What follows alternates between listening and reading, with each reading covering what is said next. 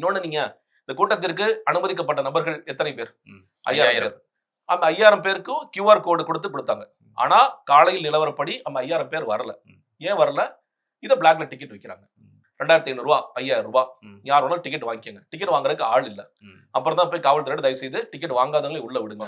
ஏன்னா தளபதி பார்த்துட்டு இருக்காரு. ஆட்கள் இல்லாம என்னப்பா கரூரால அவ்வளவு கூட்டம் வந்துச்சு, நாமக்கல் அவ்வளவு கூட்டம் வந்துச்சு, புதுச்சேரியில இதான் உன்னுடைய நீ பெரிய இங்க புதுச்சேரியில 3 டைம் நான் நின்றுருக்கேன், ஒரு டைம் நான் வந்து எக்ஸ்எம்எல்ஏன்னு ஒரு கதை சொல்லிட்டே இருக்க ரொம்ப நாளா, அப்ப இதான் உன்னுடைய சக்தியா அப்படின்னு ஒரு கேள்வி எழுப்பிடுவாருங்கிறதுக்காக அவசர அவசரமாக இந்த வேலைகளும் செஞ்சுட்டு அப்ப இந்த ஒரு ஏமாற்றமான ஒரு கூட்டமான்னு கேட்கிறேன் விஜய்க்கு வந்து. சார் கண்டிப்பா இருக்கக்கூடிய வாய்ப்புகள் இருக்கு சார். ஆனா நீங்க முதல்ல காலை நிலவரப்படி நீங்க வந்து 5 மணினா பேசும்போது கிரௌட் வந்துருச்சு.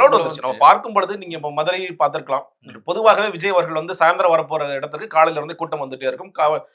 சேனல்ஸ்ல மெயின் ஸ்ட்ரீம் மீடியால தொடர்ச்சியா செய்திகள் வந்துட்டே இருக்கும். இதுதான் பொறுத்த வரைக்கும் காலையில் பெரிய கூட்டம் இல்ல. நீங்க வந்து ஒரு ஸ்டேஜ் வரைக்கும் 5000 பேரே வரல. கியூஆர் கோடுக்கு யாரெல்லாம் டிக்கெட் கொடுத்து வாங்கினாங்களோ இல்ல. செய்திகள் வேற மாதிரி செய்திகள் தான் துப்பாக்கி வச்சுட்டு ஒருத்தர் வந்திருக்காரு, அவர்கிட்ட கியூஆர் கோடு வந்துச்சு, அது எப்படி வந்துச்சு அதான் நான் சொல்றேன். அவரு டிக்கெட்டுக்கு வாங்கினாரு இல்ல இந்த 2500 ரூபாய்க்கு வாங்கின டிக்கெட் 5000 ரூபாய்க்கு விற்க அவர் வந்தவர் அவ்வளவுதான்.